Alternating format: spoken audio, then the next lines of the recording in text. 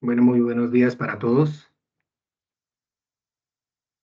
Vamos a dar inicio a nuestro CIPAS de primera matrícula, sesión 2. Hoy estamos a 1 de junio del año 2024. Les habla Nilson Machuca Pérez, instructor o tutor del curso Introducción a la Ingeniería. Ya a muchos les suena mi nombre. Vamos a hacer que este CIPAS de primera matrícula nos dé alguna enseñanza y que también creo yo que nos podría servir para el desarrollo de la tarea 3. Les pido por favor que mantengan sus micrófonos cerrados y que en caso de que necesiten hacer alguna pregunta, por favor participen levantando la mano para que se les vaya dando el turno a sus preguntas. Bueno, entonces vamos a comenzar por preguntarles cómo es el audio, si está en buenas condiciones, si me escuchan perfectamente. Sí, señor. Muchas Sí, profe, gracias. sí se escucha bien. Muchas gracias.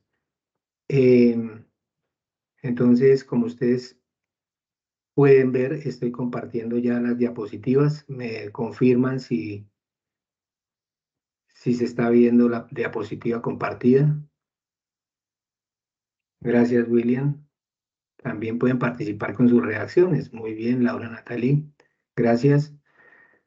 Bueno, comencemos. Entonces, voy a apagar la cámara para que nos dé mayor capacidad para el desarrollo del CIPAS.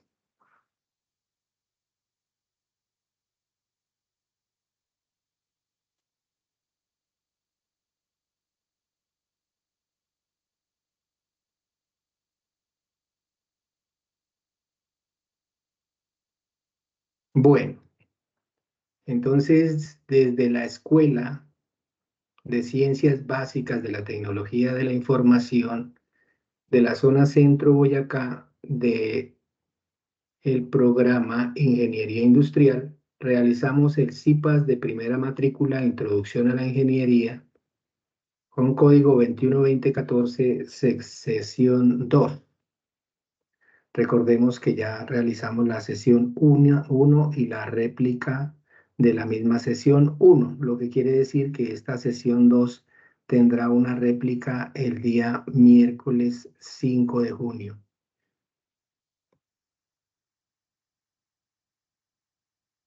Consideraciones especiales del CIPAS, primera matrícula o curso de complejidad. En este caso, estamos realizando un CIPAS de primera matrícula, que nos dice que la participación activa en toda la sesión permite que el estudiante obtenga hasta 25 puntos. Es muy claro cuando nos dice que el estudiante obtenga hasta 25 puntos y que la participación sea activa en toda la sesión. Recordemos que pues el Teams nos permite a nosotros ver en qué hora entra el participante y a qué hora se retira. Entonces lo ideal para los 25 puntos es que permanezcamos todo el tiempo y pues en lo posible participemos, que hagamos de este CIPAS algo donde podamos interactuar tanto los estudiantes como el tutor para que se haga más dinámico. Los puntos serán asignados al finalizar las sesiones programadas independientemente del número de sesiones en que participe. ¿A qué se refiere esto? Como ya hicimos una sesión 1 con su respectiva réplica, las personas que asistieron a la sesión 1 tienen 25 puntos. Los que asistieron a la réplica sesión 1 tienen 25 puntos. He visto que hay personas que asistieron a sesión 1, réplica 1. En ese caso solo tendrán 25 puntos. Ejemplo, las personas que asisten el día de hoy no tienen la necesidad de volver nuevamente el día miércoles a la réplica, ya que de lo que se va a hablar es de lo mismo, que vamos a tratar el día de hoy. Claro que si ustedes gustan y quieren nuevamente entrar, no hay ningún inconveniente, pero a veces por cuestiones de tiempo y no tenemos claro cómo es el manejo, entonces volvemos a entrar y de pronto tenemos algún compromiso por atender. Nuevamente concluyo con decirles que los que están participando el día de hoy en la sesión 2 no están obligados a participar en la réplica de la sesión 2. Por último, dice, el estudiante debe confirmar la asistencia y reportar las evidencias según indique el tutor asignado a la sesión.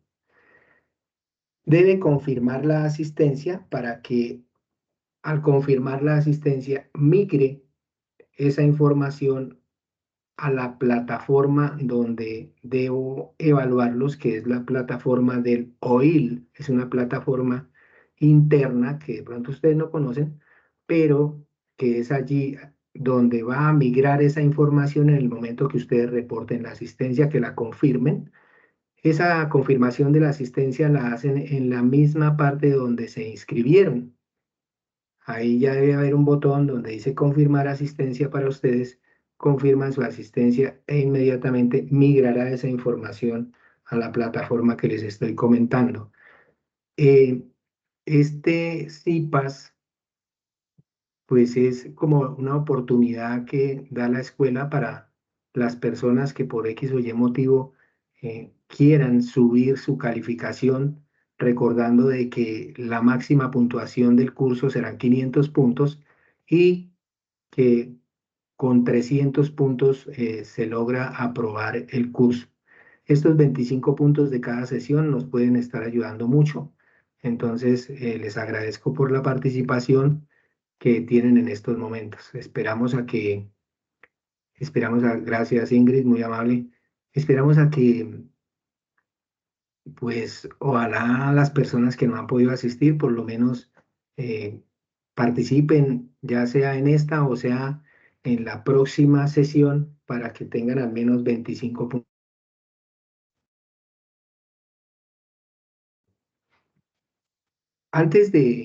Aquí tenemos un video, pero antes de ese video, pues yo quiero hacer como una pequeña introducción a lo que son las revoluciones industriales, porque digamos que este CIPA se trata es de conocer qué han sido las revoluciones industriales, porque según lo que conocemos ya vamos en la quinta revolución industrial. Pero nosotros realizando la tarea 2 vimos la historia de, de la ingeniería. Y pues realmente las revoluciones industriales tienen que ver mucho con la parte de la ingeniería, ya sea ingeniería mecánica, electrónica, industrial. Cualquier ingeniería ha tenido que ver con lo que son las revoluciones. Entonces nos vamos a ir a la prehistoria. Y en la prehistoria, a pesar de que no habían ingenieros, sí habían muchas personas con mucho ingenio. Recuerden que una de las palabras que origina el nombre de ingeniería se llama ingenio. Y estas personas de la prehistoria, pues de alguna parte sacaban sus ideas, porque todo nace de una idea o nace de una necesidad. Entonces aquí quiero también mezclar la metodología CDIO, que hay muchas personas que ya la conocen, porque también hicimos unos aportes en alguna tarea donde hablábamos de CDIO. Entonces, todo nace con una idea, con una necesidad. Los proyectos nacen de las necesidades y estas necesidades, estas ideas se convierten en algo que le sirve a la sociedad y que por lo tanto forma o genera una revolución dentro de nuestro día a día, dentro de nuestra ciudad, de nuestro departamento, el país, el mundo, el universo.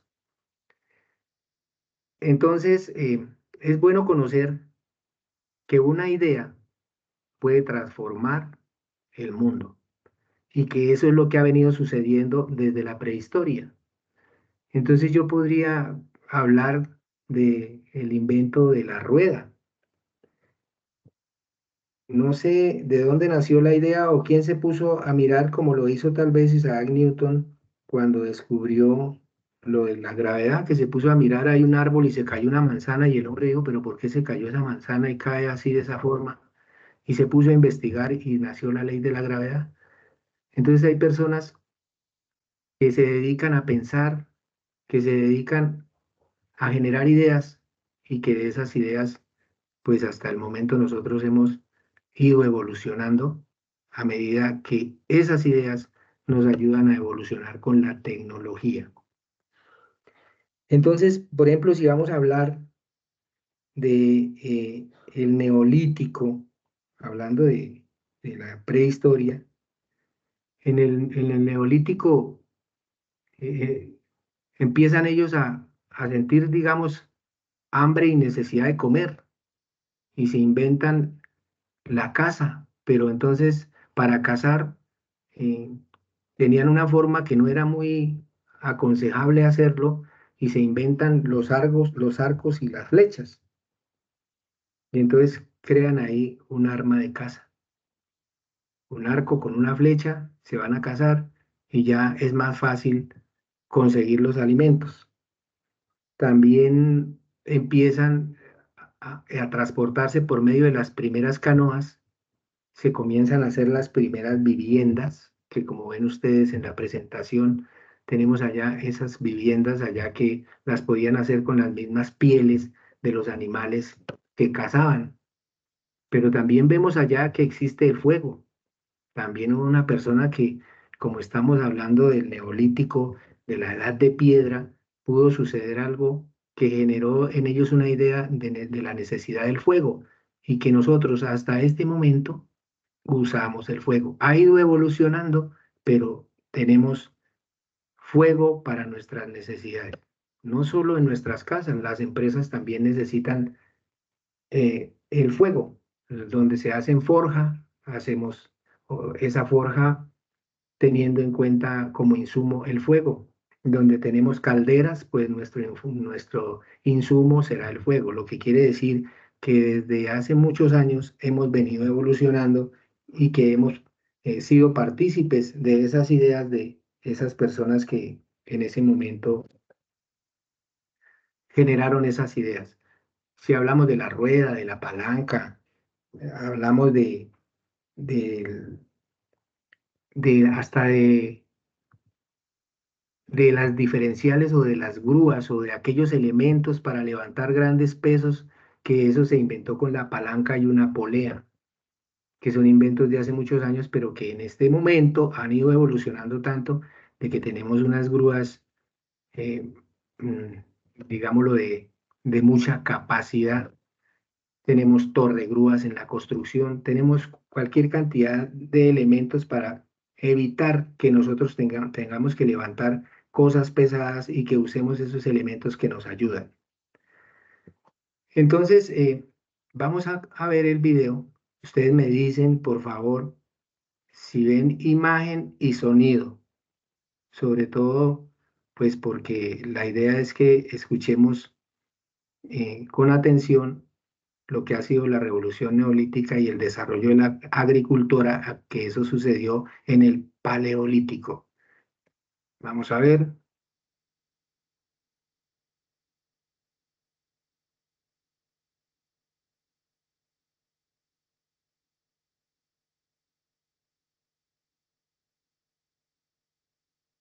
Ahora no quiere.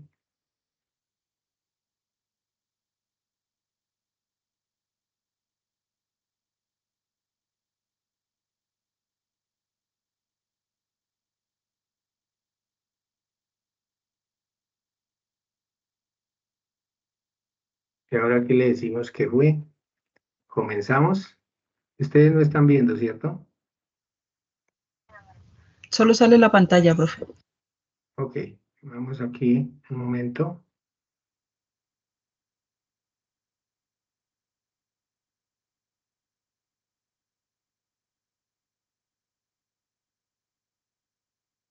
Voy a dejar de reproducir la pantalla para reproducirles el video.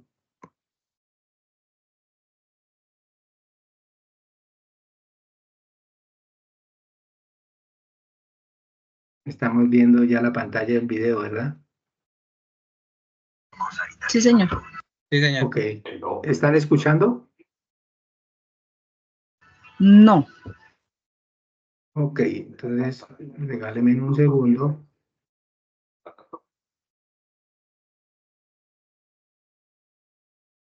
Estaba a punto de comenzar una revolución que cambiaría para siempre la forma en que vivían los hombres antiguos. Ahí, ahora Esta sí. revolución tuvo lugar con el dominio de las técnicas. ¿Ahí ya están viendo el video? El hombre aprendió a sembrar la tierra Escuchando, y a profe, cosechar No, el ya no señor. fruto estoy de en su pantalla. trabajo. Escucha, profe, pero no se está viendo nada. Ok, regáleme un instante. Abandonando parcialmente sus raíces nómadas. Las primeras aldeas comenzaron a brotar cerca de las llanuras de inundación, ya que eran las tierras más fértiles. Como en la mayoría de los lugares donde se asentaron los hombres, no pudieron cultivar alimentos durante todo. Ahí estamos viendo El todo. hombre prehistórico vivió durante millones de No, años señor. de forma nómada. Sus comunidades sobre Estamos viendo la presentación, pero no el Ok. video.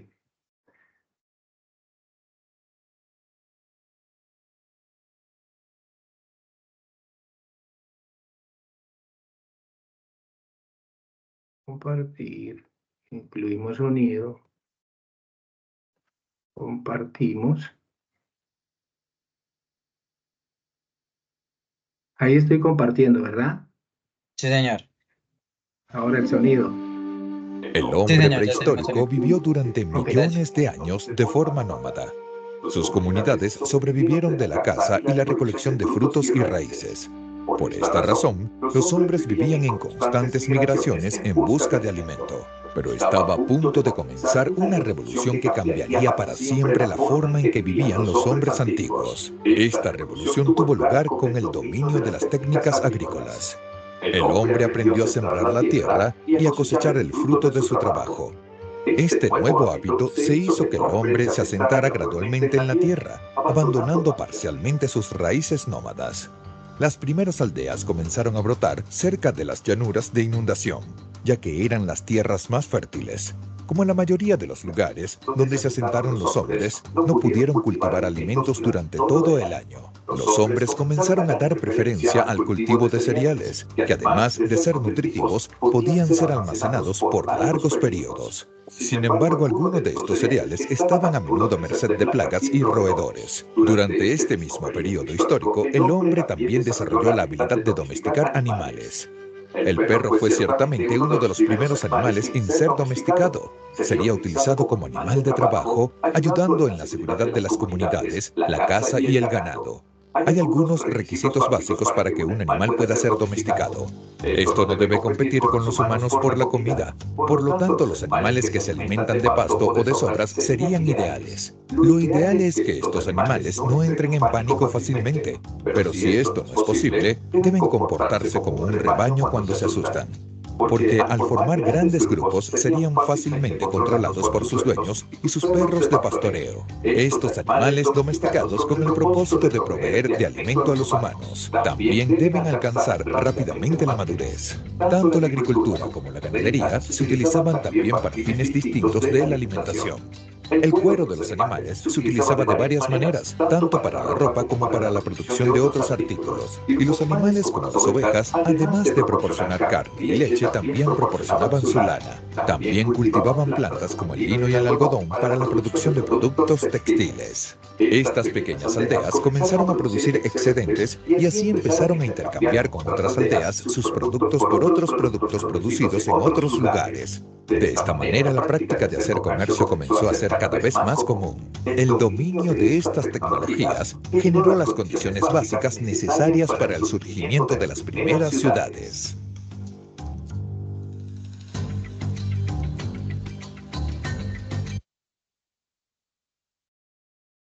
Bueno, entonces, como pudieron ver en el video, son muchas las cosas que realizaron los habitantes de la prehistoria para poder mejorar su calidad de vida.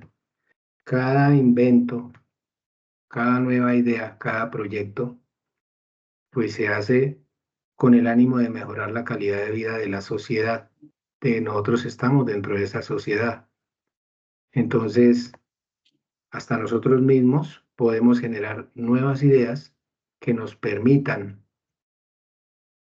mejorar la calidad de vida nuestra y la de nuestro entorno. ¿Estamos viendo las diapositivas? Sí, señor. Ok, Sí, señor. muchas gracias. Señor. Sí, señor.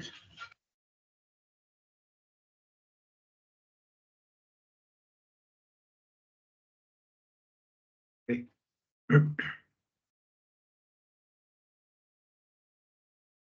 Bueno, la siguiente diapositiva ya me lleva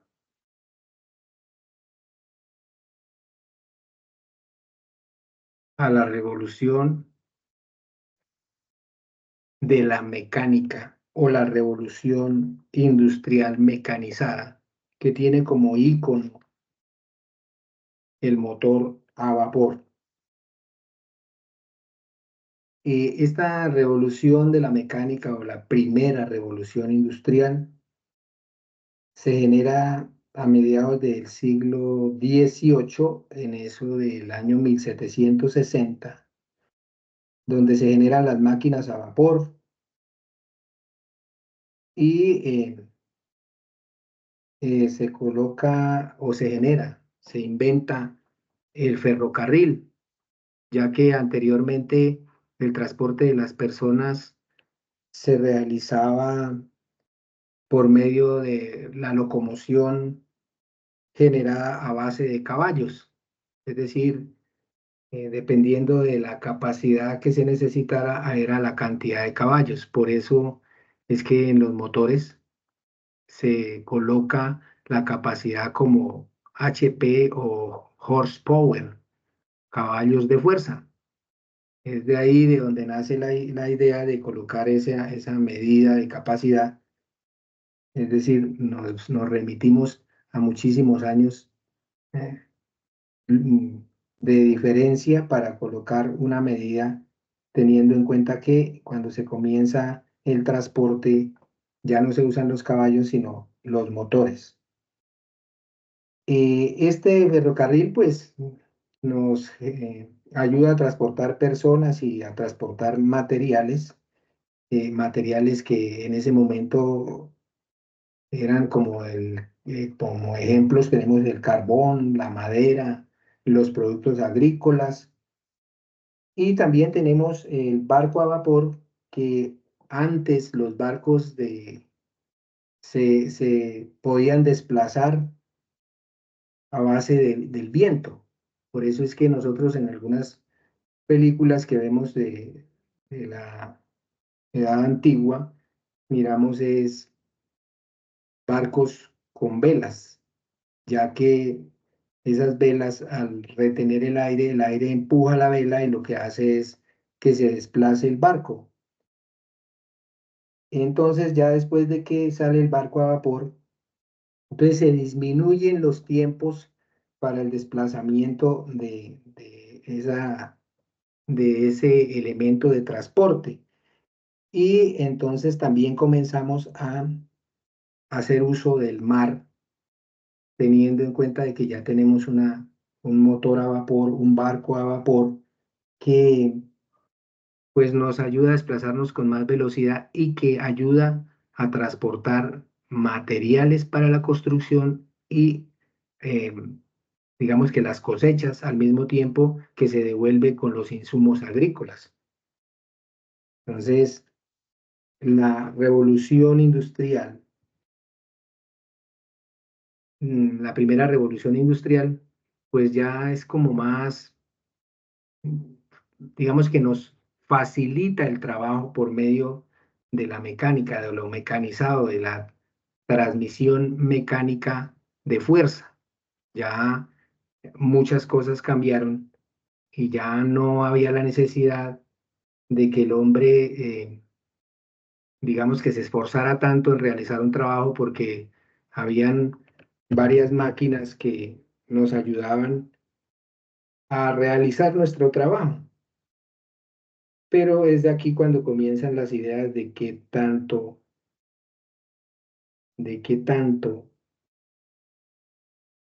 nos sirve o nos ha servido las revoluciones industriales en cuanto al trabajo se refiere.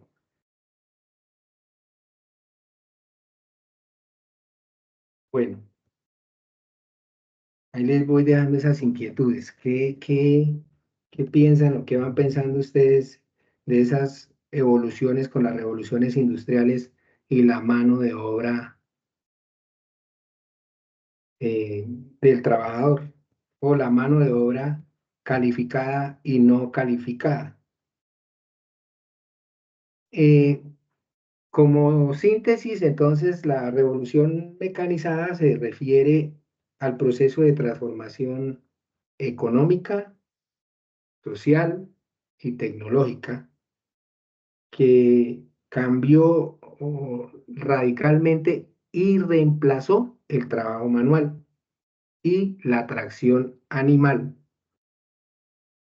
con máquinas para la fabricación industrial y el transporte de mercancías. No queriendo decir que entonces la revolución de la mecánica desplazó totalmente la mano de obra. No, pues se trabajaba ya, digámoslo, como en sociedad o con la participación de la parte humana con la parte mecánica, pero seguíamos trabajando. Lo que pasa es que la parte mecánica nos ayudaba a hacer más fácil nuestro trabajo. Eso por lado de la revolución industrial, la primera revolución industrial. Ahora vamos con la segunda revolución industrial. El icono de esta segunda revolución industrial es la revolución de la electricidad. La revolución de la electricidad donde se incluyen motores y otros dispositivos eléctricos. Entonces, primero que todo, pues se generan nuevas fuentes de energía, como son la electricidad, pero también el gas. Se generan nuevos materiales, como son el acero y el petróleo. Recordemos que en la primera revolución estaba el carbón y estaba el hierro. Ahora ya tenemos acero y tenemos petróleo. Se generan nuevos sistemas de transporte, como son el avión, el automóvil. Se generan nuevos sistemas de comunicación, como son el telégrafo y la radio, teniendo en cuenta que el telégrafo en primera instancia se tenía digamos, nos servía en un radio muy pequeño, por decir algo, para, para distancias muy cortas, pero que a medida que fue avanzando las revoluciones, pues este se fue mejorando y hemos tenido una gran evolución en cuanto a la comunicación se refiere. Por supuesto que estos nuevos inventos revolucionan la economía y el transporte y los procesos o la organización en las empresas, teniendo en cuenta la primera globalización. Cuando habla aquí de la primera globalización es que la primera revolución participó Inglaterra. En esta segunda revolución ya no está solo Inglaterra, sino que está Estados Unidos, está Alemania y está Japón. Entonces podemos darnos cuenta que desde hace muchos años ellos son potencias y que por eso los llaman los países desarrollados, porque desde hace muchísimos años ellos vienen implementando nuevas invenciones, han sido los que han generado las revoluciones industriales, por lo tanto, pues ellos tienen mayor crecimiento. El hierro se usaba exclusivamente a la construcción del ferrocarril, como hablábamos en la primera revolución industrial, uno de los inventos o de las máquinas que se generaron fue el ferrocarril. Ese ferrocarril, pues las personas se dieron cuenta de su gran utilidad y comenzaron a hacer muchas vías para el ferrocarril. Entonces, ahí, ¿qué se utilizaba? Pues el hierro, y todavía en En lo que conocemos en las vías, para los ferrocarriles, pues lo que se usa es muchísimo hierro y madera. En la segunda revolución se aplica a la construcción y elaboración de armas, el transporte ferroviario y naval. Es decir, la gente comienza a fabricar, teniendo hierro y teniendo acero, comienzan a fabricar armas. Es decir, que ya se empezaban a generar las primeras anuncios belicosos entre los países, y que esos países, si ustedes recuerdan, pues entre esos está Alemania con los nazis. Entonces ellos empiezan, como todos conocemos la historia, los nazis lo que querían era tener el poder mundial y comienzan a generar armas con esos materiales que ya tenían. Y el transporte les servía a ellos para minimizar los costos de los productos que fueran las armas o fuera otro producto, les minimizaba, teniendo en cuenta que era más rápido llevar cualquier elemento en el ferrocarril. Ya como no se utilizaban los caballos, entonces les convenía a estos países tener un buen transporte que les impulsara el comercio internacional y la migración de de personas a diferentes países. Pues ahí comienza ya teniendo el transporte, entonces era más fácil pasar de un país a otro o de una ciudad a otro, y comienza la migración de personas a diferentes países y también a diferentes ciudades, teniendo en cuenta que la segunda revolución industrial empieza a dejar de lado la parte agrícola, entonces ya comienzan a nacer las nuevas fábricas, ya no se tiene en cuenta los talleres que habían en la revolución industrial, en la primera revolución industrial, que se podían hacer en una casa, sino que em, ya empiezan a generarse las nuevas factorías, las nuevas empresas. Eso en cuanto a la segunda revolución industrial, la revolución de la electricidad. A manera de síntesis, entonces, la revolución industrial, que sucede entre 1850 y 1914, pues es un periodo de avances tecnológicos y económicos que amplía la industrialización global, como lo explicaba anteriormente. Se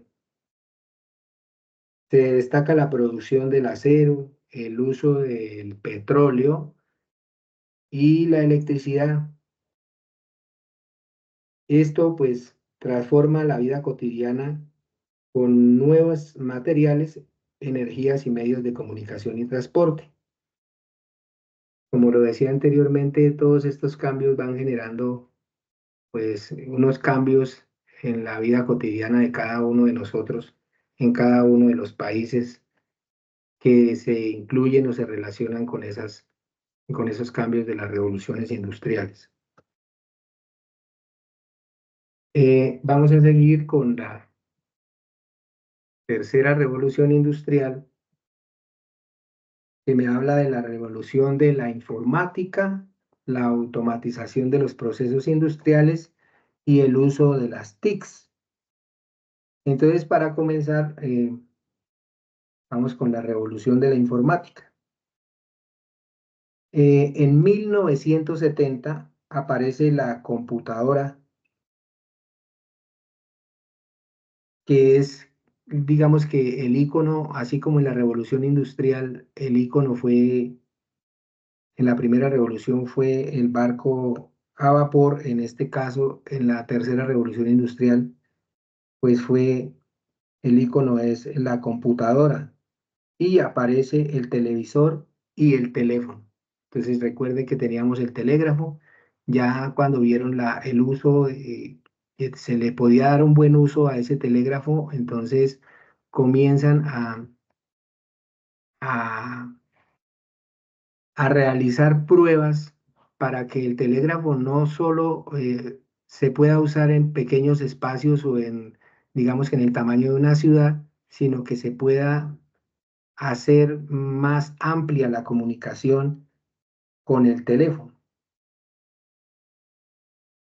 La revolución informática o digital marcó el comienzo de la era de la información. Se pasa de lo analógico a lo digital. Entonces, para un ejemplo, yo creo que pues ustedes son jóvenes, pero yo creo que conocen qué es un acetato o qué es un CD. Entonces, la música anteriormente, pues la teníamos en eso, en unos acetatos que eran unos círculos de color negro, o los CDs que los conocemos nosotros que todavía por ahí los venden, pero ya no es con el mismo volumen que se hacía anteriormente. Y pues ahora tenemos que ya la evolución tecnológica, entonces ya nos venden aplicaciones de la música, ¿no? Tenemos varias aplicaciones que ya son las que nosotros usamos dentro de nuestro celular. Ya no necesitamos eh, tener los acetatos que solamente los podíamos utilizar en la casa si teníamos un equipo de sonido. Lo mismo pasaba con los CDs, que solo los podíamos utilizar o en la casa si teníamos un equipo de sonido, llevábamos una grabadora o teníamos en el carro, el equipo del carro tenía para introducir CDs. No, ahora con una aplicación dentro del mismo celular, pues nosotros podemos escuchar la música donde sea. Eso es pasar de lo analógico a lo digital. En la década de los años 90 aparecen los navegadores de Internet, es decir, ya mire, entramos a hablar de Internet. El Internet que ha evolucionado tanto que en este momento el que no tiene Internet, pues digamos que queda corto y que por eso existen esos planes y que todos nos preocupamos porque tener Internet en todo sitio o lugar.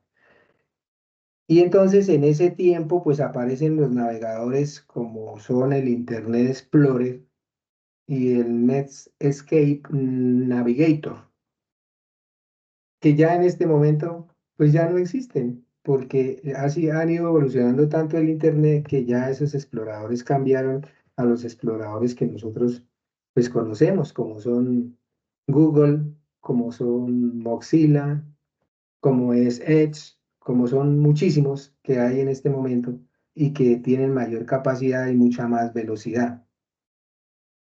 Para la década de los 2000 aparecen los teléfonos móviles, o sea, los celulares, y comenzamos a enviar mensajes de texto y eso se convierte en un fenómeno cultural. Recordemos que de pronto ustedes ya, aunque pequeños, ya estaban por acá y el que tenía celular, pues era una persona con un poder económico para poder comprar un celular, pero que se volvió un tema cultural, como dice, y ese tema cultural hizo que cada uno de nosotros tuviera que comprar un celular y si tenía en la forma, pues comprar un plan, que no era tan fácil porque anteriormente tenía uno el celular, pero lo único que tenía gratis era enviar mensajes. Por eso ese volumen de mensajes lo que hizo fue dar a conocer la necesidad de las personas y mejorar, digamos que mejorar el producto para las personas. Mire que yo he hablado siempre de que ha ido mejorando, mejorando y mejorando y en la cuestión de nosotros como ingenieros industriales hay una palabra que es clave y es la optimización de los recursos. Cada vez hay que ir mejorando, por eso también tenemos eso que se llama mejora continua, por eso tenemos ese ciclo del PHBA, del planear, hacer, verificar y actuar, Por eso tenemos el CDIO, que son metodologías que usamos nosotros para ir avanzando y buscando la mejora continua de los productos. Entonces, démonos cuenta, yo me devuelvo por allá nuevamente a la rueda. ¿Cómo era la rueda? Si han visto los picapiedras, así debían ser las ruedas. Unas ruedas en piedra, pero que en este momento las ruedas que se usan en las máquinas o en los vehículos o en los aviones, en lo que usted haya visto una rueda, son muy sofisticadas, los materiales son materiales ya muy actualizados, con estudios para el frenado, para la rotación, para etcétera. Entonces, eso ahí es donde tenemos que ver nosotros como ingenieros. Los ingenieros industriales tenemos esa palabra de optimizar recursos, ya sean humanos, técnicos, financieros, pero nosotros tenemos que seguir evolucionando con lo que son las revoluciones. Este tema de este CIPAS es precisamente para que nos demos cuenta que la ingeniería es la que lleva el avance con la tecnología y que cada uno de los ingenieros involucrados, como lo decía anteriormente, necesita participar en equipo con otras ciencias. Nosotros como ingenieros industriales necesitamos del ingeniero electrónico o necesitamos del ingeniero civil o necesitamos del ingeniero mecánico, del electromecánico, y nosotros hacemos un buen equipo y podemos ir avanzando de acuerdo a lo que va avanzando la revolución industrial y la tecnología. Eso en cuanto a la revolución de la informática. Sin dejar atrás que por allá en el año 2010 aparecen las redes sociales. Entonces, recordemos que nosotros comenzamos, que yo me acuerdo, las redes sociales eran el Facebook y no había más. Ahora hay muchas redes sociales y que nosotros pues hacemos mucho uso de esas redes sociales. Otro tema que tiene que ver con esa tercera revolución industrial, la automatización de los procesos industriales. La automatización de procesos industriales es una disciplina de la ingeniería que abarca la instrumentalización industrial, elementos que nos sirven para medir, para controlar, para convertir variables como son tiempo, temperatura, presión, que incluye sensores, transmisores y sistemas de control, como pueden ser el software y el hardware. Es decir, no sé si algunos de ustedes han tenido la oportunidad de conocer un PLC. Un PLC es un computador programado. ¿Eso qué quiere decir? Anteriormente, digamos que no teníamos la oportunidad de adelantarnos a las fallas de un proceso. Entonces, desde que nace la automatización, entonces nacen los cuartos de control. O sea, los cuartos donde se usan esos sistemas que los llamo yo PLC, o no que los llame yo, sino que se llaman PLC, que son los sistemas de control de procesos. Entonces, en un cuarto de control se ubica todo el proceso en unas pantallas y ese proceso está monitoreado por medio de sensores. Esos sensores son sensores de temperatura, de tiempo, de presión o de cualquier otra cosa, de luz. Hay mucho sensor de acercamiento, hay demasiados tipos de sensores. Y en el momento en que existe un aumento en la temperatura o en la presión o en el tiempo en un proceso, pues el sensor, antes de que ocurra la falla, empieza a advertirnos y desde el cuarto de control nosotros podemos corregir ese error. Si es la temperatura, entonces podemos llevar la temperatura al punto donde el proceso no se vaya a parar y no vaya a haber ninguna falla que nos pueda hacer parar un proceso. Lo mismo con la presión. Muchos procesos se realizan mediante sensores de presión. Se necesita determinada presión para un proceso, pero el aumento de la presión lo que puede hacer es dañarnos, ya sea la máquina o ya sea la parte del proceso que nos podría hacer parar y ya no estamos entrando en una cuestión preventiva, sino en una cuestión correctiva. Por eso existen también aquellos mantenimientos que son el predictivo, que son el preventivo y el correctivo, pero que realmente lo que debemos buscar como ingenieros es que realicemos la parte predictiva y preventiva y evitemos al máximo la parte correctiva. Eso en cuanto a la automatización industrial. Ahora vamos con la parte de el uso de las TICs, de las tecnologías de la información y la comunicación. En, en cuanto a ese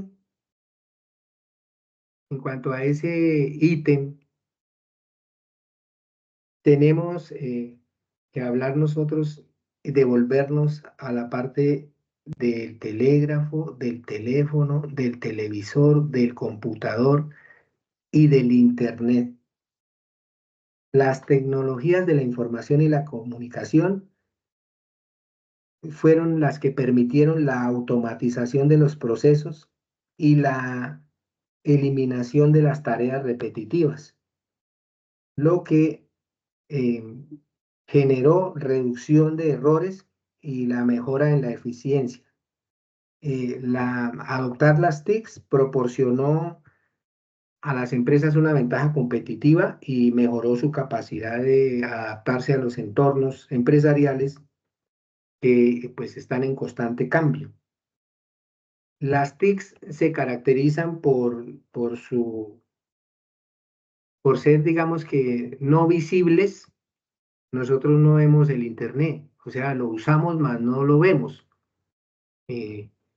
Aparte de eso, pues de la interactividad por medio de ese Internet, nosotros podemos, como lo estamos haciendo en este momento, ustedes pueden estar en cualquier ciudad del país, yo estoy aquí en Sogamoso y nos podemos estar comunicando, nos estamos escuchando y así podemos hacer muchas actividades por medio de las TICs.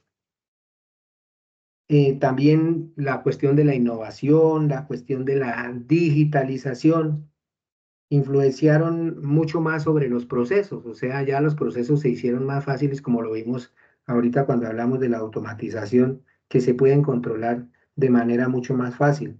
Hay mucha más interconexión, hay mucha más diversidad de comunicación entre las personas o las empresas. El desarrollo de las TICs ha generado un cambio estructural en el ámbito productivo y social de las sociedades modernas, ya que el uso ha implicado una revolución que ha transformado la forma como se genera, cómo se divulga y cómo se utiliza la información en la sociedad. Ahora tenemos muchísima información por diferentes medios, ya sea el medio, nuevamente tocamos el Internet, o sea, el medio de la televisión, el medio de la radio y muchísimos otros medios que se nos prestan para que la comunicación, que por medio de la comunicación las personas o las sociedades estén informadas. Si vamos a hablar de las TICs, pues tenemos muchas plataformas, tenemos muchas aplicaciones. Por ejemplo, tenemos el Teams, que es el que estamos usando ahora. También tenemos el WhatsApp, tenemos a Facebook, tenemos a X, tenemos Instagram, Canva, Zoom, Google Drive. Mejor dicho, tenemos cualquier cantidad de sistemas de comunicación que nos mantienen informados o que mantienen informada a la sociedad. Eso en cuanto a la tercera revolución industrial. Vamos con la cuarta revolución industrial. Ya vamos conociendo mucho más y estamos mucho más cerca de lo que manejamos nosotros. Entonces ahí me dice que en la cuarta revolución industrial está el almacenamiento en la nube, la utilización de sistemas ciberfísicos y los macrodatos o los big data. Entonces vamos a comenzar por hablar por el almacenamiento en la nube.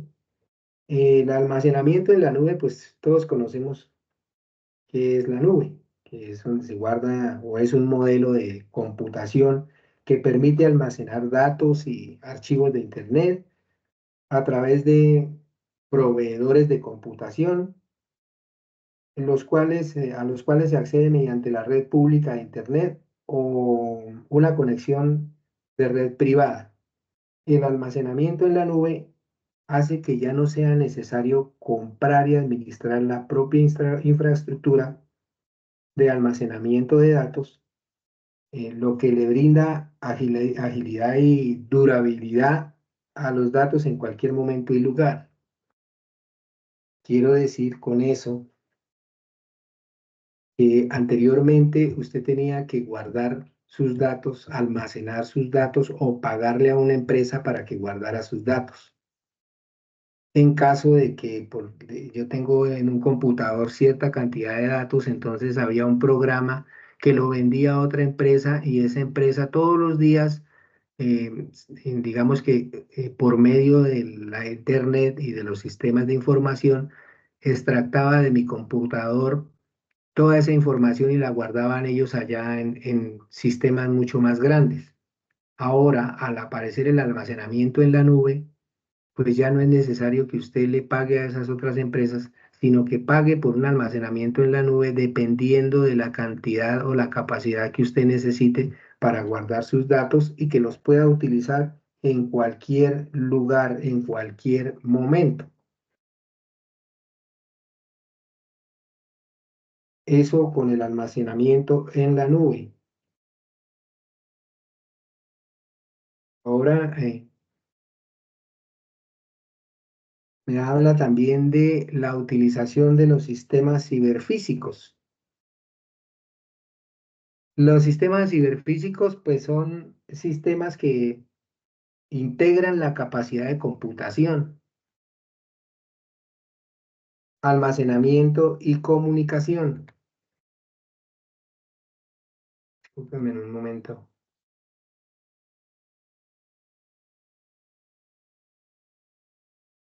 Bueno, como les decía, los sistemas ciberfísicos son aquellos sistemas que integran capacidad de computación, almacenamiento y comunicación, junto con la capacidad de seguimiento y o control de objetos en el mundo físico. Estos están conectados entre sí y a su vez conectados con el mundo virtual de las redes digitales globales. Como ejemplos de estos sistemas ciberfísicos tenemos los drones, todos los conocemos, ya conocemos qué es un dron, los vehículos autónomos, los hogares domóticos y las prótesis biónicas. Los hogares domóticos son aquellos hogares donde por medio de sensores podemos controlar, voy a colocar el ejemplo de la luz. En el momento en que comienza a llegar la noche, comienza a oscurecer la casa, pues ese sensor lo que hace es, digamos que, activarse y prender la luz de la casa según como usted la haya programado.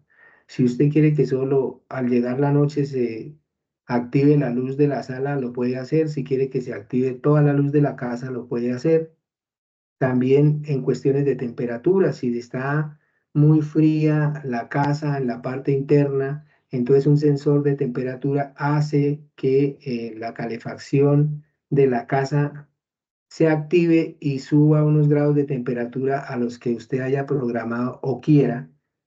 Lo mismo cuando un sensor de acercamiento ve que su vehículo llega, se acerca al garaje, se activa la puerta, entra su vehículo y después de que lo entra, entonces lo mismo, el mismo sensor activa la puerta y se cierra y etcétera, etcétera. Así existen muchísimas actividades dentro de los hogares domóticos. Las prótesis biónicas. Entonces esas prótesis biónicas pues últimamente han tenido, digamos que han generado, digo yo, ayuda a aquellas personas que de pronto por X o Y motivo han perdido sus extremidades o han perdido alguna parte de sus sentidos. Entonces lo que hacen es que por medio de un chip o de un programa, usted pueda usar ese brazo eh, biónico, esa prótesis biónica, la pueda usar como si tuviese, eh, digamos, un brazo normal.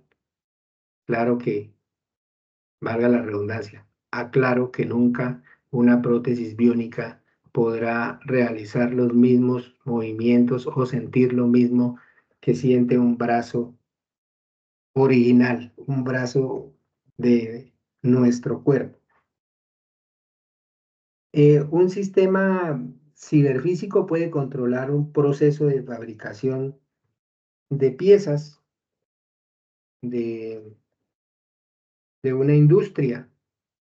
O sea, como estamos hablando de sensores, y nuevamente me devuelvo a cuando les hablaba de la automatización, que por medio de sensores se puede controlar un proceso y que esos sensores nos hacen eh, o nos advierten de una falla que puede estar existiendo y que puede acarrearnos problemas, y nos referíamos a la presión, a la temperatura, al tiempo y otras variables que pueden estar incurridas dentro de un proceso, pero que por medio de esos sistemas ciberfísicos, como son esos sensores, pues nos va a advertir que se está subiendo la temperatura o la presión o que el tiempo está aproximándose para que paremos el proceso y no se nos vaya a dañar el producto, etcétera.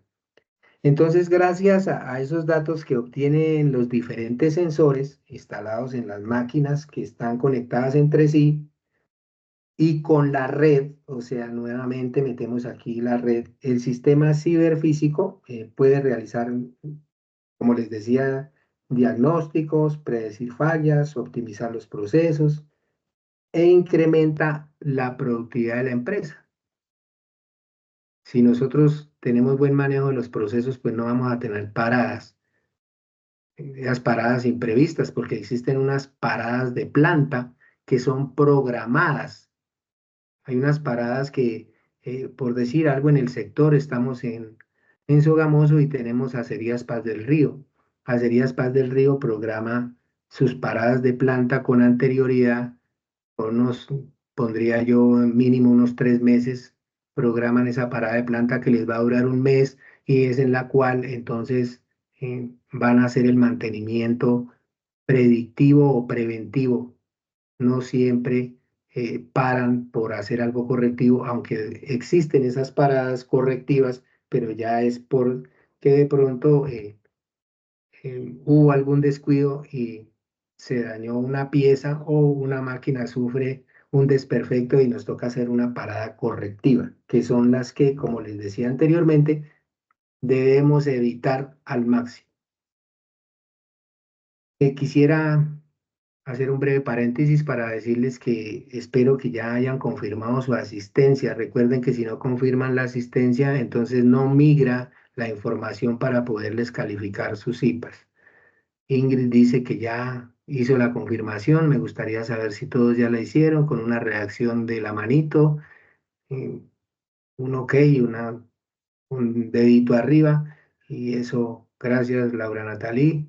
Y de paso, pues me estoy dando cuenta quienes están pendientes de lo que estoy haciendo yo aquí o estoy preguntando. Por ejemplo, ¿dónde estará William Ferney? William, ¿está por ahí? Sí, sí, señor. Profe, pues es Ok. que lo estaba escuchando y pues yo entré ahorita a la plataforma y no sé si de pronto haya podido confirmar porque no me sale como inscribirme o algo así. No, usted ya debió haberse inscrito. Y después de que se inscribe, se activa el botoncito donde dice que confirmar asistencia. ¿Usted no se inscribió, William? Profe, pues es que ahorita estaba mirando y no me sale. Pues Lo que pasa es que eso hay que hacerlo con anterioridad. Para participar en los IPAs debe haber una inscripción. Y es después de que me inscribo cuando se me activa el botoncito de confirmar asistencia. Es por eso les decía que es importante que nosotros hagamos las cosas según los procedimientos. Yo me recuerdo que envié unos correos y que también dentro del entorno de aprendizaje, en el foro de discusión, copié la información y aparte de eso, copié un procedimiento en PDF para que hicieran su inscripción. Bueno, seguimos con los macrodatos o la Big Data. Entonces, como dice ahí, macrodatos y Big Data. Eso se refiere a los datos que, uy, mire, ese es otro paréntesis. Prestémosle atención a esto porque diría yo que es lo que hace parte de la tarea 3 en la actividad 2, ejercicio 2 que tenemos dentro de la guía de actividades, que es las tendencias de la ingeniería. Entonces les decía que el Big Data se refiere a los datos que son tan grandes y rápidos, que son complejos precisamente por su volumen, que se vuelve como difícil o imposible procesarlo con métodos tradicionales. O sea, son demasiados, entonces digamos que nuestro computador colapsa y no es capaz con toda esa información que podamos incluirla. Entonces, por eso existe el Big Data o los microdatos, los macrodatos, perdón. Entonces, la recopilación de esas grandes cantidades de datos y, o lo que dice aquí, la búsqueda de tendencias dentro de los datos, tendencias, permiten a las empresas que se muevan mucho más rápidamente, sin problemas y de manera eficiente. Esa recopilación de datos permite eliminar las áreas problemáticas antes que los problemas acaben con sus beneficios comerciales y, por el contrario, esos datos ayuden a las empresas a encontrar nuevas oportunidades.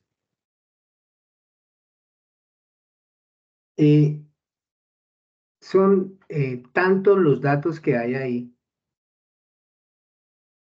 que le ayudan a solucionar muchísimos problemas a ustedes con tantos datos que hay dentro de esa nube, guardando esos macrodatos, esos en el Big Data.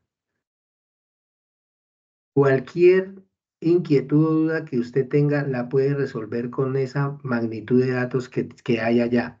¿Por qué? Porque el Big Data no es solo de una empresa o de una organización, es de muchas organizaciones, es de muchas empresas.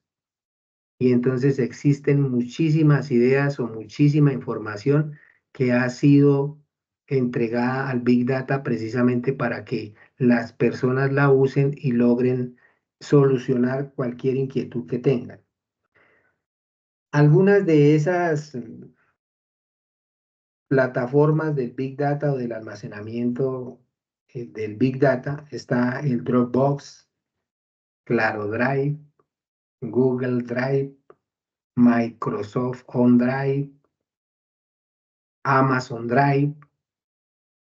Esos son plataformas que me permiten hacer uso para información de gran capacidad, de muchísimos datos. También tenemos dentro de ese Big Data algunas aplicaciones de macrodatos como para la industria. Entonces tenemos, por ejemplo, aplicaciones para logística y transporte, para procesos de producción, para el control de calidad, para las la misma ciberseguridad y las mismas tendencias del mercado. Es decir, en esas aplicaciones podemos encontrar muchísima información que nos pueden ayudar en esos temas: logística y transporte, procesos de producción, control de calidad, tendencias del mercado, ciberseguridad y muy seguramente que hay muchas otras aplicaciones en otros temas. Entonces vamos a seguir con lo mismo de la cuarta revolución industrial, que me habla de los robots industriales que solo realizan los movimientos programados. ¿Qué quiere decir con eso? Que esos robots industriales son mecanismos complejos que permiten automatizar tareas en un entorno industrial que incluye desde brazos robóticos, apiladoras autómatas que tienen la característica de ser controladas por señales externas, y sus movimientos deben ser programados antes de poder realizar las tareas, y que esas señales que los controlan se dan desde un PLC, controlador lógico programable, que era de lo mismo que hablaba cuando la automatización del PLC. Entonces, cuando habla de que esas señales se van a dar desde ahí, es porque yo programo ese brazo en tiempo, en velocidad, dependiendo del producto o la necesidad que yo tenga. Entonces, nosotros hemos visto por ahí que hay unos brazos que hacen lo mismo todo el tiempo. Cogen una pieza y la colocan en otro lado.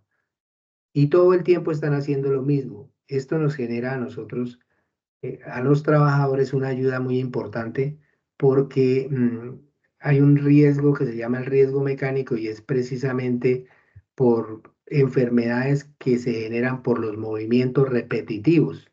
Entonces, cuando yo hago un movimiento repetitivo, ya sea con mis brazos o con mis pies o con cualquier parte del cuerpo, pues yo me voy a enfermar con el tiempo, voy a empezar a sentir dolores porque todo el tiempo duré haciendo lo mismo, y resultan afectadas las partes con las que yo realizaba ese movimiento repetitivo. Entonces esa es una ayuda que nos da ese brazo, pero también, aparte de ser pues un beneficio, no sé si de pronto exista algo dentro de ese invento que nos perjudique en la parte del trabajo. Entonces, los beneficios y las ventajas de esos robots industriales son la adaptación al entorno de trabajo. Esa adaptación es mayor o menor dependiendo de la capacidad del procesamiento de la unidad de control y de la resolución de calidad de los datos aportados por los sensores. Recuerden, hay cualquier cantidad de sensores, y esos sensores, aparte de que nos ayudan con el proceso, también nos están ayudando en la parte de la salud y la seguridad en el trabajo, lo que llamamos salud ocupacional, o que anteriormente se llamaba salud ocupacional y que ahora se llama salud y seguridad en el trabajo. Me habla ahí del Internet de las cosas, conocido como el Internet, como el LOT, cuya finalidad es conectar máquinas entre sí y con la nube. El Internet de las cosas es la posibilidad de interconexión y transmisión de datos entre objetos cotidianos e Internet. Los aparatos eléctricos y electrónicos y los dispositivos digitales con los que convivimos tienen circuitos y sensores que permiten ejecutar programas, recolectar y compartir datos con la Internet sin la intervención de personas. Nuevamente se habla de sensores. El Internet de las cosas funciona a través de software o aplicaciones que gestionan y controlan en forma remota y en tiempo real los objetos que se encuentran conectados a Internet. Y aquí volvemos a hablar de los hogares domóticos. Por medio del Internet también, ahora usted instala cámaras en su casa, y no hay nadie en la casa, pero usted tiene una aplicación conectada a Internet donde usted tiene sus cámaras en el celular y usted está mirando o vigilando su casa en cualquier momento, en cualquier lugar. ¿Por qué? Pues porque esa aplicación tiene un software que permite que usted haga esas cosas. Entonces también existe, por ejemplo, ahora programas o aplicaciones donde yo puedo, en este momento, puedo estar acá en Sogamoso, se me daña mi computador y ese computador me lo dio la organización o la empresa para la que yo trabajo. Yo puedo llamar a Bogotá, que es la casa matriz, hablar con el ingeniero de sistemas o el ingeniero electrónico, el ingeniero de mantenimiento de los equipos digitales, y él desde allá puede intervenir mi computador y al estar entrelazados con el Internet, me lo puede arreglar. Entonces, ¿qué necesitamos? Tener Internet, estar entrelazados y poder intervenir los computadores. Para los celulares pasaría lo mismo. Si nos damos cuenta, los celulares, no es que nos los puedan arreglar, pero los celulares nos permiten la comunicación a cualquier lugar del mundo en un instante. ¿Y es por qué? Porque tenemos Internet, porque tenemos lo que llamamos el plan de datos. Si no tuviésemos ese Internet o ese plan de datos, todos sabemos que salimos de la casa o salimos donde está el Wi-Fi e inmediatamente quedamos desconectados. Entonces, también tenemos juguetes, también tenemos, como les hablaba, en las casas domóticas, la iluminación, la temperatura. Todo eso se puede controlar desde otro lugar, sencillamente con una aplicación que esté conectada a Internet. ¿Y todo por qué razón? Todo esto del Internet de las cosas es porque o sea, porque por medio de sensores nosotros podemos estar controlando todo ese Internet de las cosas. Pasamos a lo que se llama el gemelo digital. Es una representación digital de un objeto, proceso o servicio físico. Estas réplicas se utilizan para hacer simulaciones antes de que se creen o implementes cambios en los objetos reales con el fin de recopilar datos para predecir cómo funcionan. El gemelo digital es un modelo, sí, un modelo virtual de un objeto físico. Podríamos hablar de un automóvil donde se realiza una simulación. Por eso dice que es el modelo virtual de un objeto físico.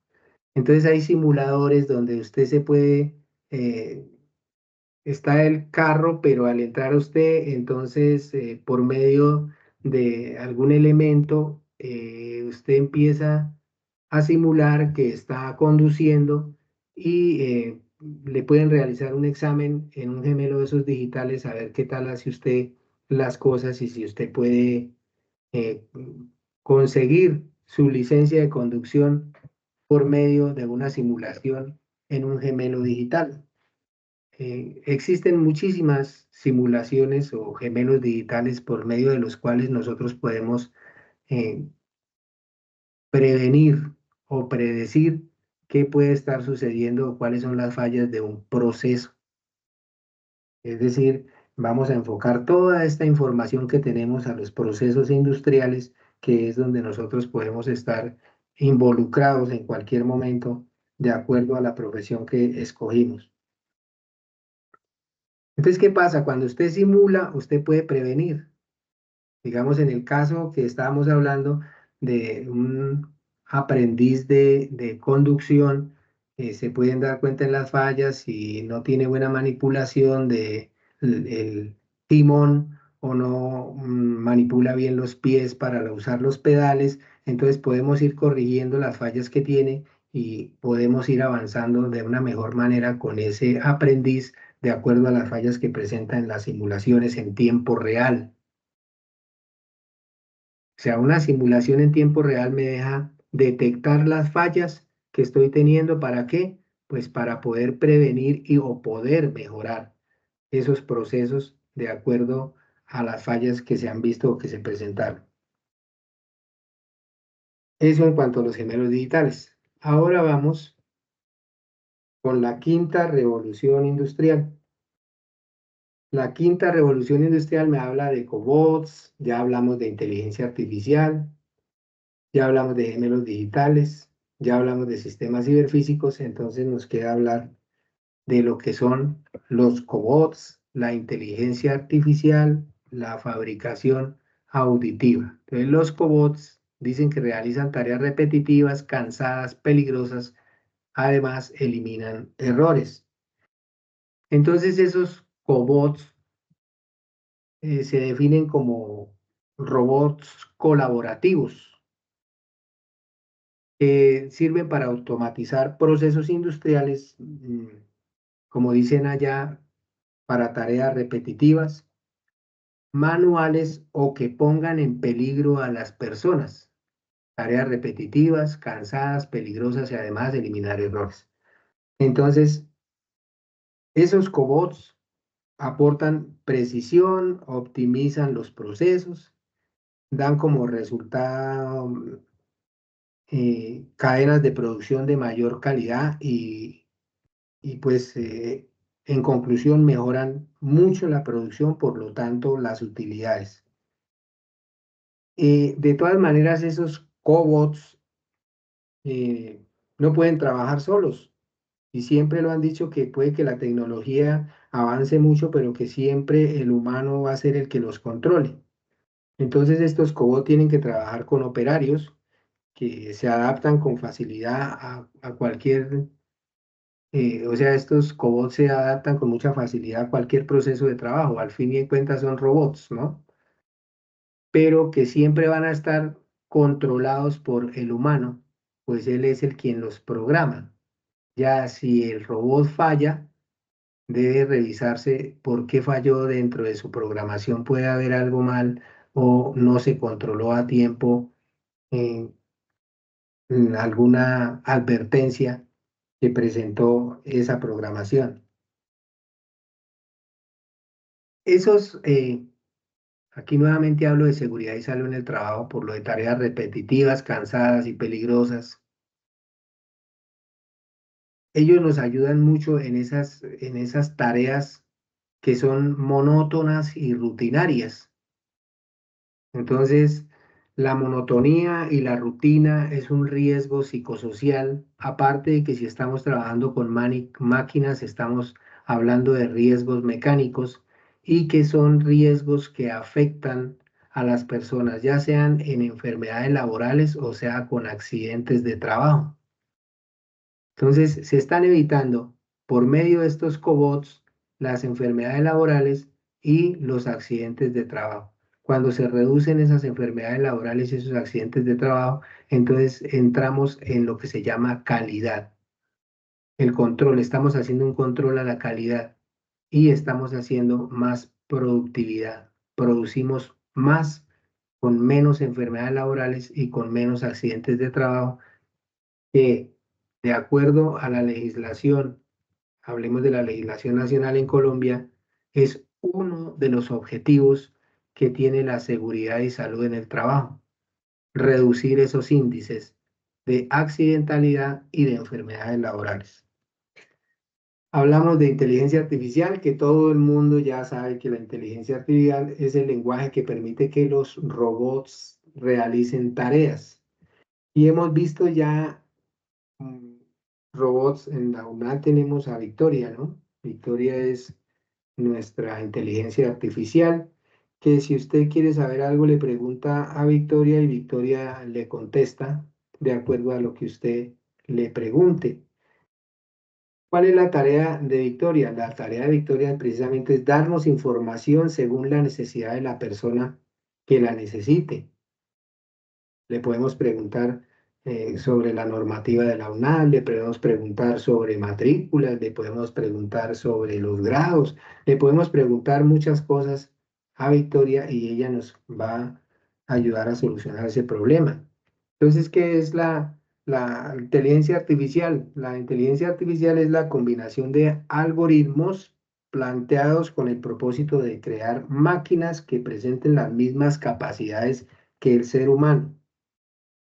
Con esta inteligencia artificial, pues es posible que tengamos más eficiencia en el uso de las tecnologías.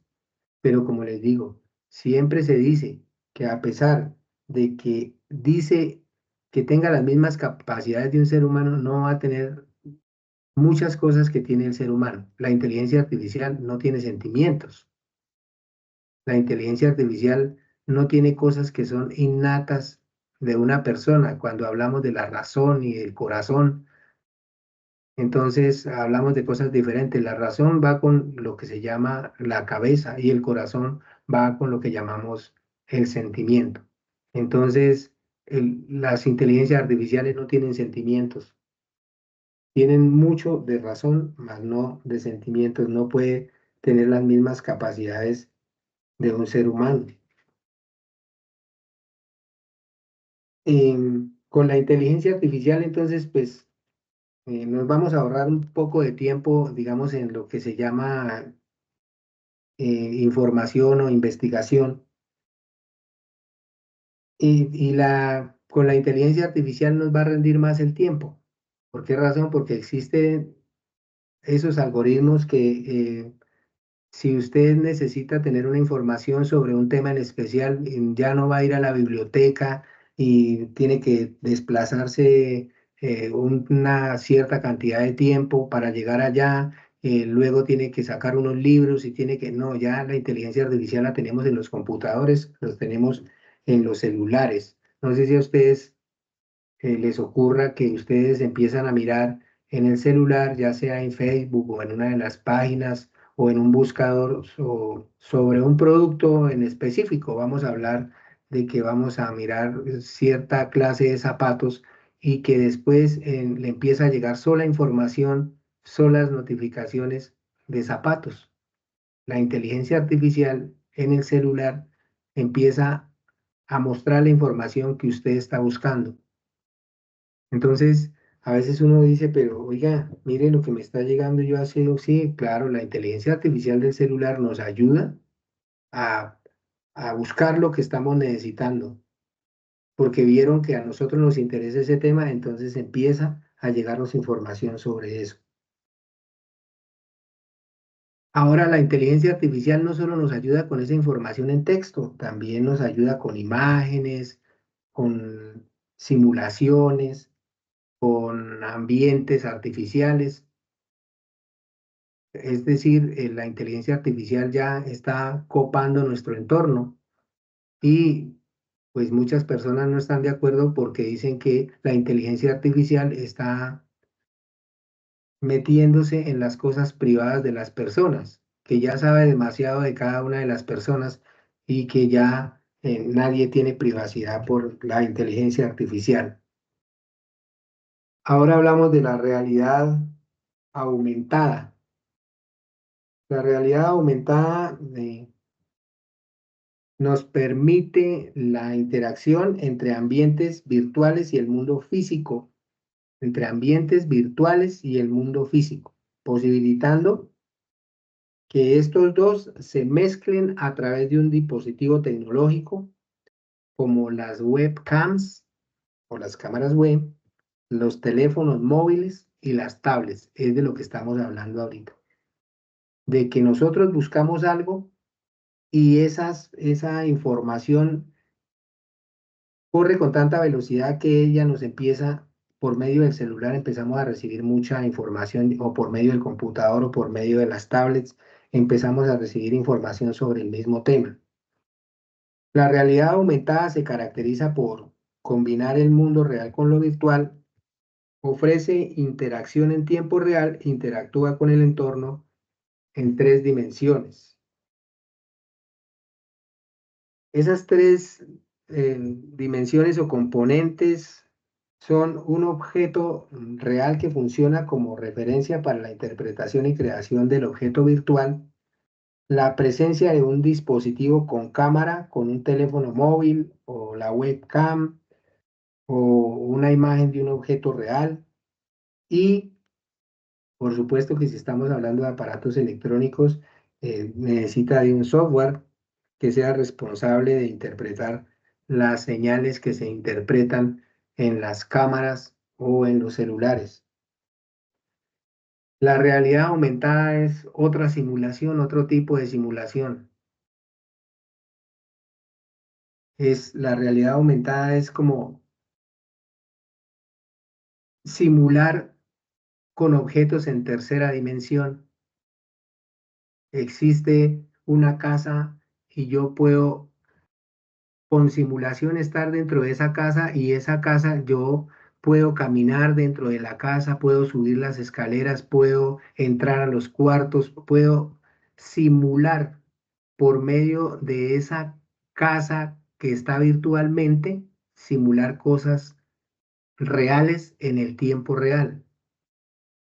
Esa es la realidad aumentada, y esa realidad aumentada se ve mucho en los procesos productivos. Y vuelvo nuevamente a la automatización.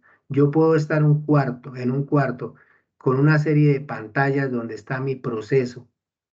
Esa pantalla con mi proceso es la realidad aumentada del proceso real o proceso físico que está afuera, pero que yo puedo intervenir el proceso sin necesidad de salir de ese cuarto, sino por medio de los sensores ubico las fallas que me están advirtiendo y puedo intervenirlo.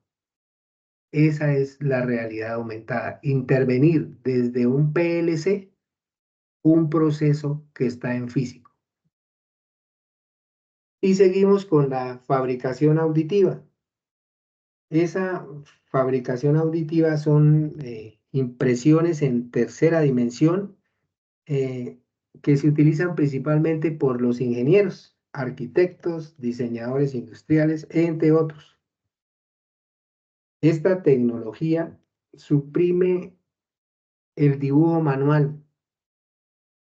Por esta razón, para los ingenieros y diseñadores, pues permite representaciones precisas y modificaciones en los diseños. O sea, ¿qué quiere decir con esto? En tercera dimensión también, es decir, nosotros hacíamos planos, hace mucho tiempo hacíamos planos, y como se llama, como lo da su nombre, son planos, es decir, solo tiene una dimensión. Ahora realiza un plano mediante aplicaciones en tercera dimensión que lo dejan a usted eh, precisar mucho más lo que quiere. Si yo quiero, un arquitecto quiere una casa de acuerdo a las especificaciones que le dio el cliente, pues él va a hacer su dibujo en tercera dimensión y va a mirar si realmente lo que el cliente quiere cabe dentro de el área para edificar, o si puede presentar algunas fallas de acuerdo a el sistema de cimentación.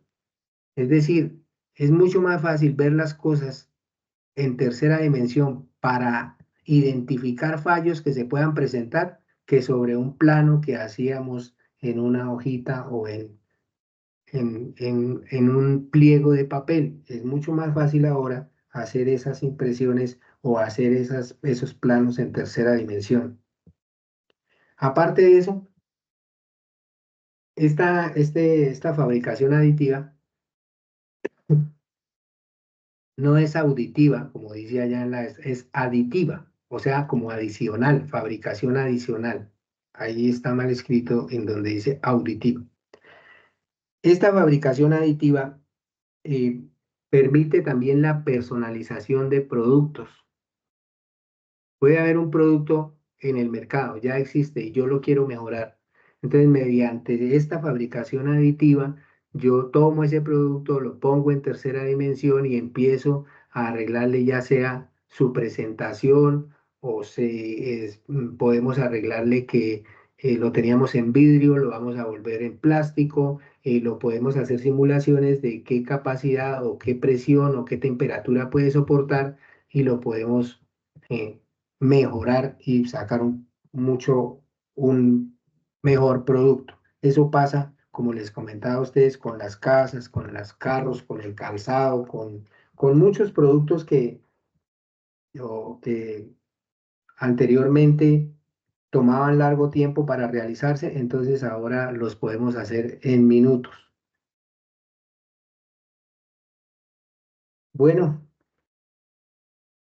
creo yo que ahí ya hemos hablado de lo que esto, diría yo, es la tendencia de Las tendencias de la ingeniería industrial se basan mucho en esto. Estamos en un periodo de transición. Nosotros, tal vez por ser un país subdesarrollado, no tenemos mucho conocimiento sobre el tema. Tampoco ha habido mucha implementación en muchas de estas cosas. Sí, hay empresas que ya las realizan, pero son las empresas o multinacionales que tienen bastante información que les llega de otro lado. Entonces, esas empresas que tienen el poder económico lo pueden hacer, porque tampoco podemos hablar de que esto lo puede hacer una microempresa o una empresa independiente, porque los costos que representa realizar, por ejemplo, vamos a hablar de el cobot, de que es un robot, pues no todas las empresas van a tener para implementar la cobótica o implementar esos robots. La realidad aumentada pues también necesita de unos programas y unos procedimientos y unos software que son bastante costosos. Entonces no en todo lado vamos a poder implementar. Entonces yo diría que las tendencias para las empresas van a ser este tipo de avances tecnológicos. Habilidades para la industria número 5. Necesitamos tener unas habilidades, nosotros hablábamos de habilidades blandas, habilidades duras. Entonces, una de las habilidades que vamos a necesitar como ingenieros industriales, pues es una habilidad para la resolución de problemas complejos que requerirá personal y líneas de producción capaces de afrontar la personalización de proyectos y aumentos de la demanda. Necesitamos también tener un monitoreo y control que nos aportará visibilidad en las fases de producción. Aprendizaje activo, es decir, ese aprendizaje que sigue cada día, que no podemos parar y quedarnos ahí porque nos vamos a quedar atrás. El aprendizaje activo sobre la capacidad de las máquinas para aprender y crear sin necesidad de preprogramarlas.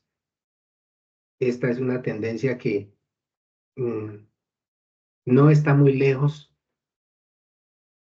pero que tampoco va a ser muy fácil implementarla, porque como dice ahí, dice capacidad de las máquinas para aprender y crear sin necesidad de preprogramarlas.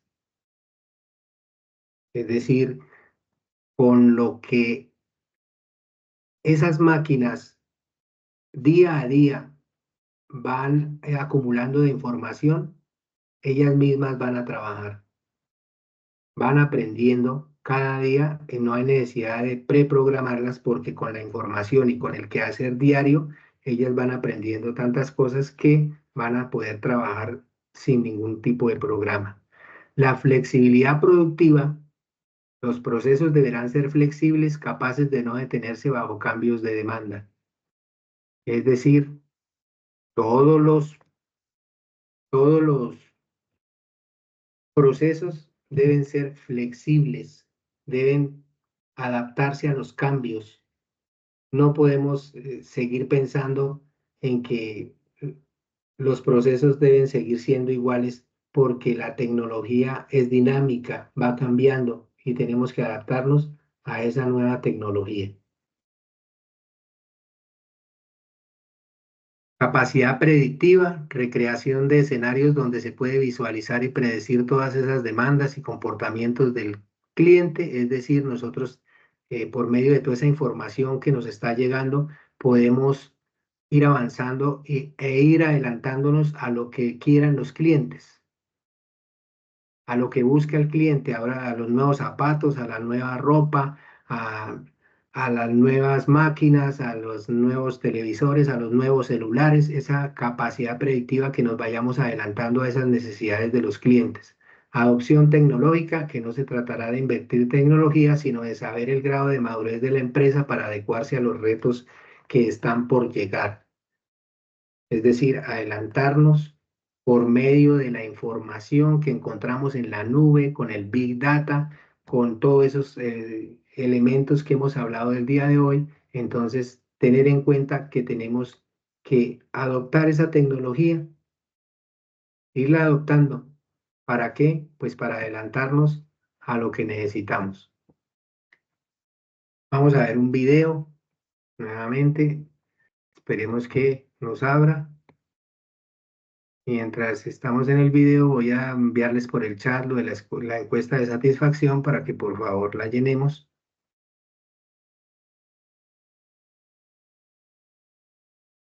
Permítanme un momento, voy a dar de compartir acá.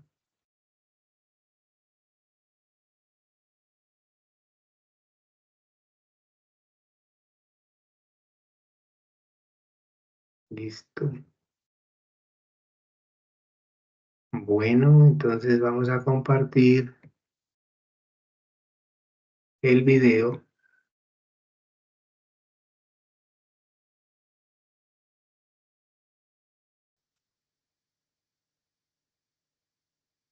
¿Ya están viendo su pantalla? Escuchamos tantas veces la expresión inteligencia ¿Están escuchando? artificial que nos parece cercana. Podríamos decir que hasta familiar. Pero en 3, 2, 1, ¿sabrías definir qué es IA? Utilicemos la propia IA para definir el concepto. ¿Qué es inteligencia artificial?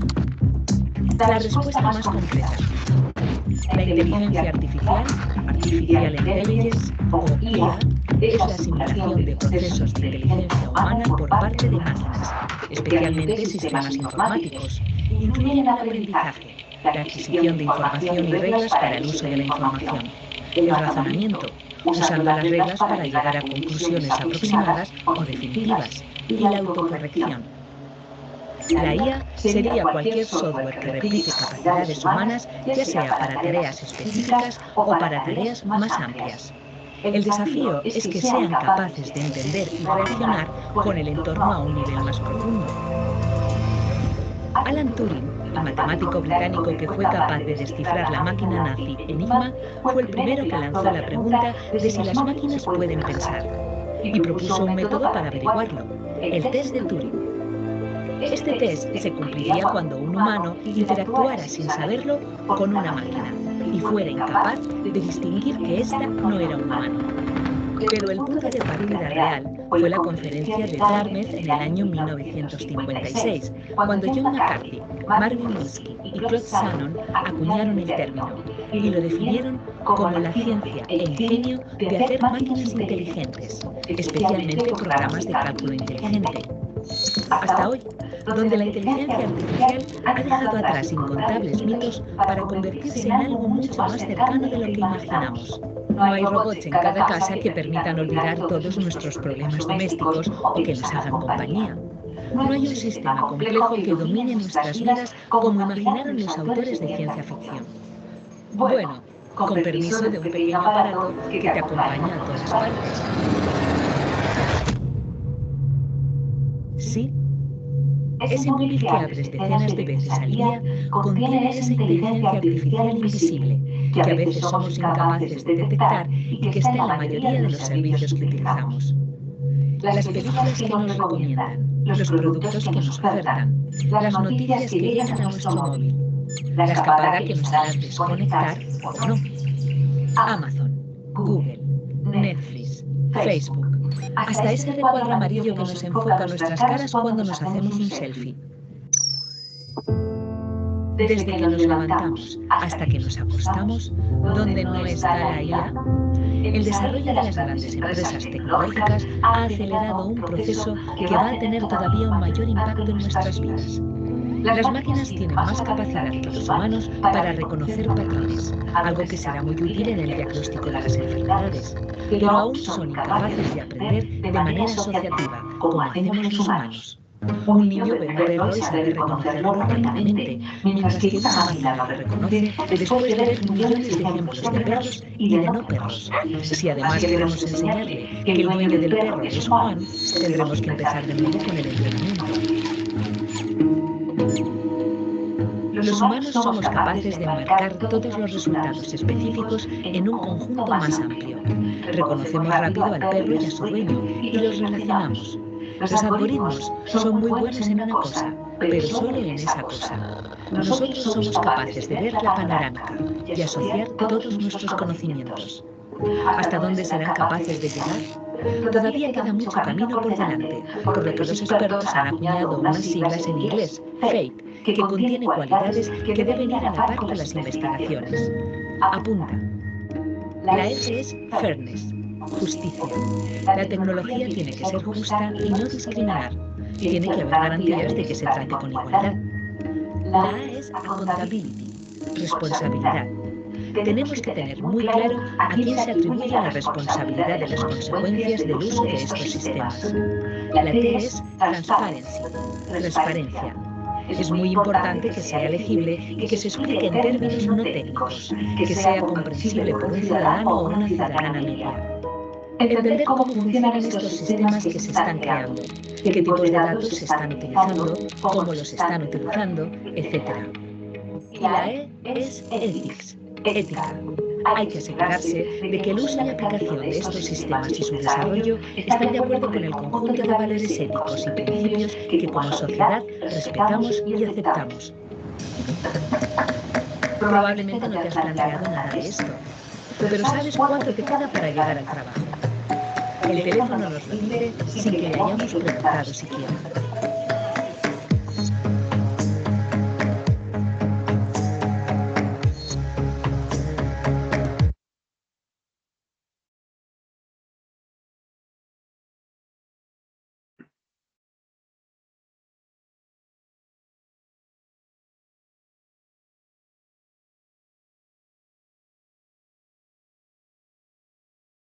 Bueno, al chat les envié el enlace para la encuesta de satisfacción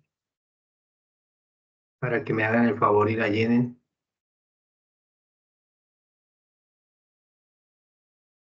Y creo que hemos terminado.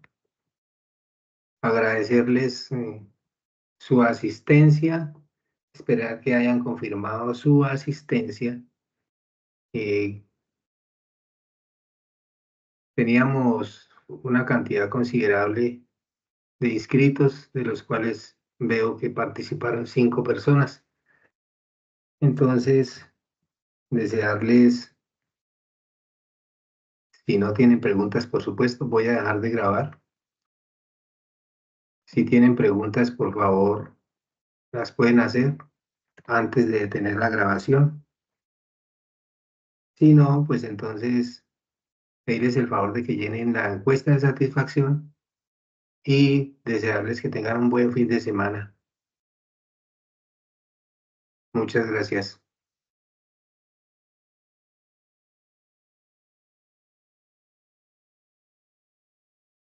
Gracias, profe. Hasta luego. Hasta luego.